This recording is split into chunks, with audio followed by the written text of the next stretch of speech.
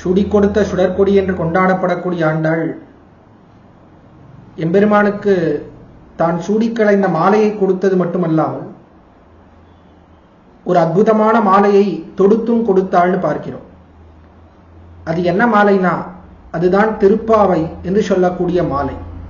அதையே அவள் சங்க தமிழ் மாலைன்னு கொண்டாடுறாள். நான் உண்மையிலே பார்த்தா திருப்பாவை என்பது அது ஒரு மாலை என்று, அதிலே 30 மாலைகள் இருக்கிறது திருப்பாவையிலே என்று பார்க்கிறோம். விதவிதமாக இருக்கக்கூடிய 30 மாலைகள். என்ன அற்புதம்! நாம் இந்த லோகத்துல பார்த்தாலே 30 மாலை இருக்கான்னு தெரிய மாட்டேங்கிறது. ரிச்சி என்ன, மல்லிகை என்ன, இப்படி எல்லாம் கணக்கெடுத்தால் எத்தனையோ விதவிதமான மாலைகள்னு பார்க்கிறோம்.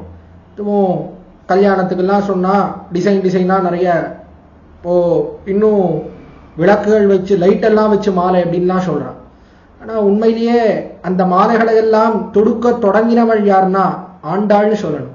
ஏன்னா அவள்தான் முதலாக 30 விதமான மாலைகளை தொடுத்து காட்டினாள்.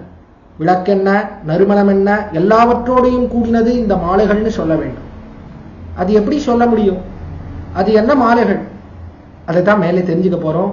நாளை தொடங்கி 30 தினங்கள் இவ்விடத்திலே திருப்பாவையை நாம் அனுபவிக்க இருக்கிறோம். இந்த ஆண்டு 30 மாலைகள் என்கிற தலைப்பிலே ஸ்ரீமத் வேதமார்க்க பிரதிஷ்டாபனாச்சாரிய உபயவேதாந்த ஆச்சாரியராய் கீர்த்திமூர்த்தியாய் எழுந்தருளி இருந்த காஞ்சி சுவாமி காட்டின அர்த்தங்களை கொண்டு இந்த ஆண்டு நாளை 16ஆம் தேதி 16/12/2024 அன்றைய தினம் 16/12/2024 தொடங்கி திங்கட்கிழமை தொடங்கி 30 தினங்கள் இவ்விடத்திலே நாம் அனுபவிக்க இருக்கிறோம். உண்மையிலேயே இது அனுபவம்னு சொல்வதை காட்டிலும் நாமே 30 மாலைகளை தொடுக்க இருக்கிறோம்.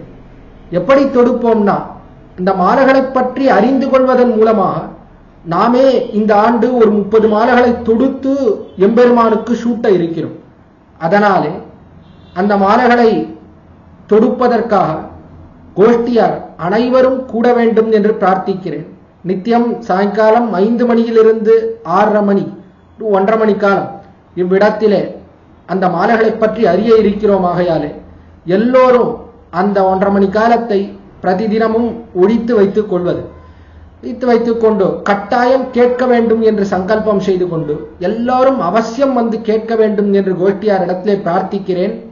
சாயங்காலம் 5 மணியிலிருந்து 6:30 மணி பரியந்தம் ஷடஜித் இளையவெள்ளி உபன்யாசம் என்கிற யூடியூப் சேனலிலே இது வெளிவர இருக்கிறதாகையாலே இதில் அடியேன் உபன்யசிக்க இருக்கிறேன். ஆகையாலே நித்தியம் எல்லோரும் வந்து கேட்கணும். இந்த 30 மாலைகளையும் அறியாதவர்களுக்கு அறிவிக்க வேண்டும். உங்கள் பந்துக்கள், சொந்தத்திலே உறவினர்கள், அதே போல தெரிந்தவர்கள் எல்லோருக்கும் இதை பற்றி சொல்ல வேண்டும்.